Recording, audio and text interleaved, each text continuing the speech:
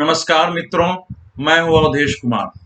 मित्रों, मैं आरंभ में ही आप सबसे विनती कर देता हूँ कि ये वीडियो देखने के साथ साथ जो आपके सामने सब्सक्राइब बटन आएगा उसको जरूर दबाइए और सब्सक्राइब दबाने के बाद जो ऑल बटन आता है उसको भी दबा दीजिए ताकि आपको मेरे वीडियो अपने आप मिल जाया करें, आप तक सूचना पहुंच जाए कि वीडियो आ गया है। मुझे अपने चैनल पर ज्यादा से ज्यादा लोग चाहिए ताकि जो संवाद हम इस देश और दुनिया के हक में करना चाहते हैं वो ज्यादा से ज्यादा लोगों तक पहुंचे, ज्यादा से ज्यादा लोगों तक हमारा संवाद हो सके। मित्रों, इस समय देश भर में जो परिस्थितियां बनी हैं, सड़कों पर बेसहारा कामगार, कलाकार, कारीगर, श्रमिक जिस ढंग से बेतहाशा अपने मूल राज्य के लिए और अपने गांव की ओर, शहरों की ओर लौट रहे हैं, वो देख करके किसी का भी दिल दहल सकता है। यह बात समझ से परे है कि जब अंत में केंद्र सरकार ने राज्यों को अनुमति दे दी कि उनके उनके स्थानों पर भेजा जाए, पहले उनको बसों से भेजे जाने की सोशल डिस्टेंसिंग का पालन करते हुए अनुमति दी गई थी गृह मंत्रालय के द्वारा। बाद में राज्यों की मांगों पर रेल मंत्रालय ने भारी संख्या में श्रमिक रेलें चलाना निश्चय किया है, जिस पर लोग जा भी रहे हैं। बावजूद इसके इतनी भारी संख्या में हजार हजार 1500 2000 किलोमीटर के लिए लोग पैदल, बच्चों को लिए हुए, सामान लिए हुए, महिलाएं, बच्चे, बूढ़े, जवान सब कैसे चल रहे हैं? यह दृश्य आखिर किस पर प्रश्न खड़ा करता है, किसको कटघरे में खड़ा करता है? प्रधानमंत्री ने पिछले दिनों मुख्यमंत्रियों के साथ बैठक में कहा कि यद्यपि कोविड-19 कोरोना के इस संकट में ज्यादातर राज्यों ने केंद्र के साथ मिलकर काम किया है, कंधे से कंधे मिलाकर काम किया है, इसीलिए हमारी स्थिति अन्य देशों से बेहतर है। लेकिन कई राज्यों ने जिम्मेवारी से काम नहीं किया और इसीलिए लॉकडाउन का मतलब जो जहां है वही ठहर जाए, इसकी बजाय हमें ये अनुमति देनी पड़ी कि उनको अपने मूल स्थान की ओर वापस ले जाने की व्यवस्था की जाए और फिर रेल देना पड़ा। प्रधानमंत्री के कहने का अर्थ यह था कि जब एम्प्लॉयर को कहा गया, जहां वो नौकरी करता है, जिनके यहाँ काम करता है या जिनके लिए काम करता है, उन सबको कहा गया कि उन लोगों का ध्यान रखिए, उनको वेतन दीजिए, पूरा नहीं दे सकते हैं, जितना संभव है उतना दीजिए। अगर उनका जहां काम करते हैं गरीब लोग, वो संस्था उनका ध्यान नहीं रखेगी, वो कहेगी कि नहीं आप चले जाओ, हमारा काम नहीं है, उसके बाद सरकारी योजना उन तक नहीं पहुंचेगी, राशन की उन तक भोजन नहीं पहुंचेगा, मकान मालिक उसको किराए के लिए परेशान करेंगे, जिन दुकान से वो राशन लेते हैं उधार, वो पैसे के लिए पीछे पड़ेंगे। तो ऐसे लोगों के पास इस हालत में अपने गांव, अपने मूल घर की ओर बेतहाशा भागने के सिवाय चारा क्या बचता है? इसके लिए कौन जिम्मेवार है? आज जो मैंने दृश्य दिल्ली और गाजियाबाद सीमा पर देखा, वो किसी भी कठोर हृदय को पिघला देने के लिए, किसी को भी द्रवित कर देने के लिए, दिल दहलाने के लिए काफी था। एक नौजवान 20, 21, 22 साल का नौजवान पकड़ कर रो पड़ा टेलीविजन कैमरे के सामने, यह कहते हुए कि हमारे मकान मालिक ने किराया के एवज में मेरे जितने सामान थे सब छीन लिए, एक बैग तक नहीं दिया और मैं घर लौटना चाह रहा हूं, जा रहा हूं। एक व्यक्ति अपने 7 महीने 8 महीने के बच्चे को कांधे पर रखे हुए वो कह रहा है कि इसकी मां से हमको मिलाना है, उसकी आंखों से भी आंसू गिर पड़े। और उनको ये सूचना मिली कि वहां से शायद ट्रेन मिलेगी और गाजियाबाद से, और वहां से हमको जाना चाहिए। उत्तर प्रदेश पुलिस हालांकि जितना संभव थे उनके साथ सहयोग कर रही थी, लेकिन पुलिस की सीमा है, पुलिस इसमें कितना सहयोग कर सकती है? अब प्रश्न ये है कि जिन राज्यों को उनकी जिम्मेवारी उठानी थी, अगर उन्होंने नहीं उठाया तो क्या कहा जाए? अब दिल्ली में आप देखिए, दिल्ली सरकार ये दावा करती है कि हम यहाँ सबके लिए खाने का प्रबंध है, सबके लिए हमने रहने का प्रबंध किया हुआ है।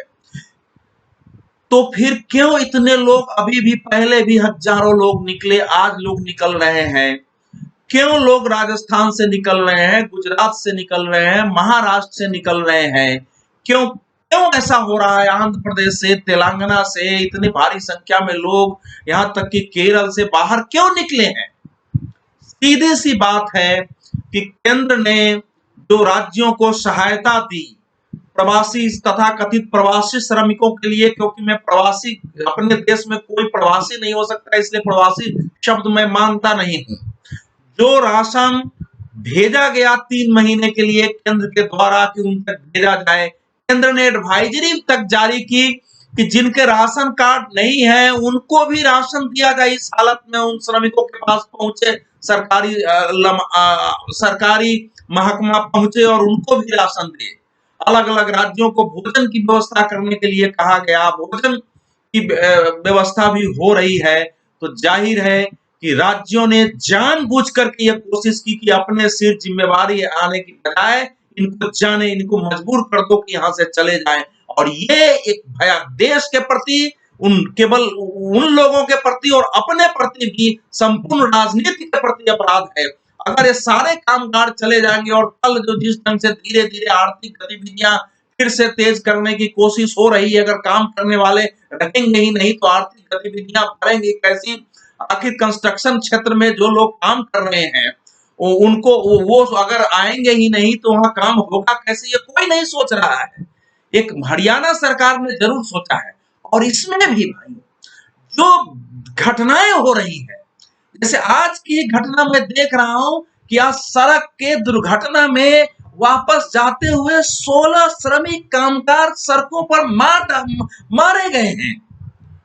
मध्य प्रदेश, उत्तर प्रदेश और बिहार की यह घटना है। मध्य प्रदेश में गुना में एक कंटेनर में 54 श्रमिक जा रहे थे, उनमें बस से टक्कर हो गई, 8 की वही मृत्यु हो गई और काफी संख्या में जख्मी हो गए। आखिर उनको कंटेनर से जाने की नौबत क्यों आ रही है? वो महाराष्ट्र से लौट रहे थे। क्या उद्धव ठाकरे को शर्म नहीं आती है?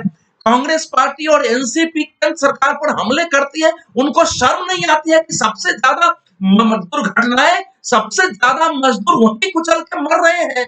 आखिर औरंगाबाद में जो 16 मजदूर रेल की पटरियों पर कट के मर गए, उनका उत्तरदायी, उनका अपराधी कौन है? अगर महाराष्ट्र सरकार उसका अपराधी नहीं है तो कौन अपराधी है? वो इसलिए जा रहे थे कि उनको भय था कि मूल सड़कों से जब जाते हैं तो पुलिस परेशान करती है, कान पकड़ के उठबैठ कराती है, पीटती भी है और ढंग से वो परेशान करती है। तो पुलिस से बचने के लिए इधर उधर का रास्ता ढूंढते हैं। तो उसमें भी इनको मिल गया कि ये रेल लाइन हमारी ओर जाती है, इस रेल लाइन से ही हम चलो पहुंच जाएंगे, और उस रेल लाइन से गए और वो कट के मर गए। उसी प्रकार से आज दूसरी घटना मुजफ्फरनगर में रात के 11:45 बजे हुई। पंजाब से पैदल बिहार की ओर जा रहे गोपालगंज के 10 श्रमिक थे, उनमें बस ने कुचला, 6 वही मर गए, 2 घायल हो गए। उत्तर प्रदेश सरकार ने 2-2 लाख का मुआवजा उनके लिए घोषित कर दिया है। घायलों के लिए 50,000 शव बिहार भेजे जा रहे हैं। अब सोचिए, जो श्रमिक वही कमाने वाला जिस परिवार कर रहा हो, उसकी क्या दशा होगी। और ये उसी ढंग से बिहार के मुजफ्फरपुर से कटिहार एक बस जा रही थी इन श्रमिकों को लेकर के, वो समस्तीपुर में दुर्घटनाग्रस्त हो गई।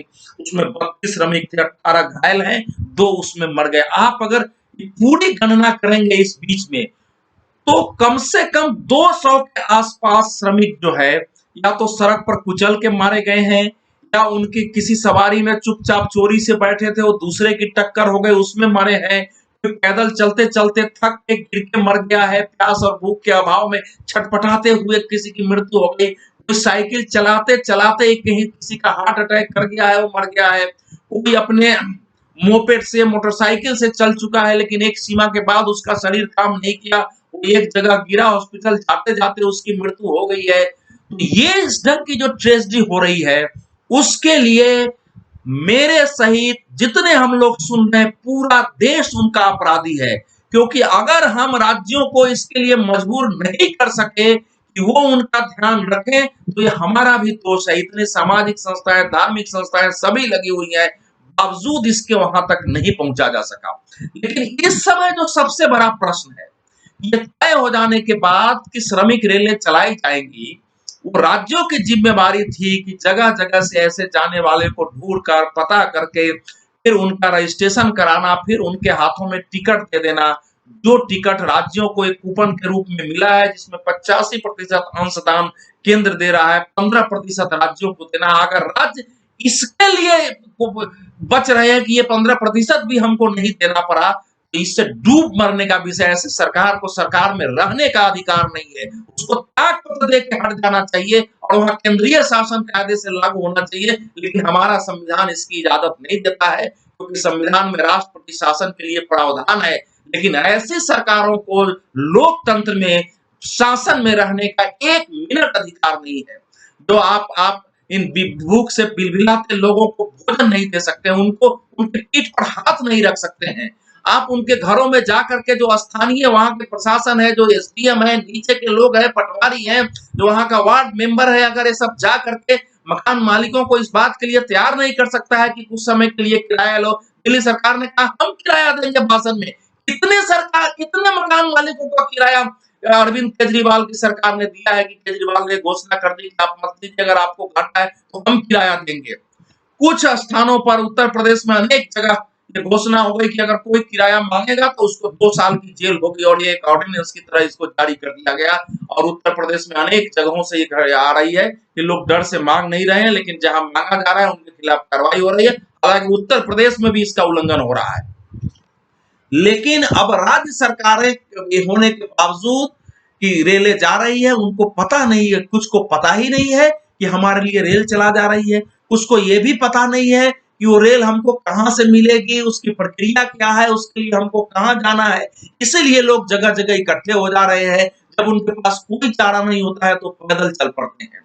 मित्रों, मैं आप सबसे भी अनुरोध करता हूं कि जो जहां है, लॉकडाउन जहां वहां कुछ नहीं कर सकते, लेकिन जैसे दिल्ली जैसे जगह में 1-2 लोगों के निकलने की सुविधा है, मैं भी निकलूंगा और भी लोग कहीं कहीं निकल के जाएं और अपनी ओर से भी कोशिश करें जितना संभव है कि ऐसे लोगों का रजिस्ट्रेशन करा करके और उनको रेल पकड़ाए, उनको समझाए। या अगर हमारी अपनी ओर से कुछ मदद हो सकती है, जैसे एक परिवार अगर हमारे 1000, 2000, 3000, 4000 दे देने से, हमारी अगर इतनी क्षमता है, अगर दे देने से वो रुक जाता है, तो ये काम भी हमको करना चाहिए। अगर हमारे भोजन घर में अगर भोजन बन रहे हैं, 2 लोगों का अतिरिक्त भोजन अगर हम किसी के घर तक पहुंचा सकते हैं तो वो भी करना चाहिए। ये सब प्रधानमंत्री ने अपने 5 भाषणों में देश के नाम संबोधन में लोगों से अपील की, लोगों ने किया। लेकिन मुख्य जिम्मेवारी राज्य सरकारों की थी, जिन्होंने इसका पालन नहीं किया। राज्य सरकारों ने अपने प्रदेश के उन फैक्ट्रियों को, उन कॉन्ट्रैक्टरों को, उन बिल्डरों को मजबूर नहीं किया कि आप इनको इतना न्यूनतम पैसे दो जिससे कि कम से कम इनका जीवन यापन होता रहे। इसके लिए जो राज्यों को, ये राज्य ने नहीं किया, तो इसीलिए इस अपराधी के कटघरे में पूरा देश खड़ा है। जो लोग हमको छोड़ के चले गए, जिनकी जीवन लीला चलते चलते समाप्त हो गई, वो इतिहास के अध्याय में ऐसा काले अक्षरों से लिखा जाएगा जिसमें इस देश का सिर शर्म से झुक जाएगा। धन्यवाद मित्रों, नमस्कार।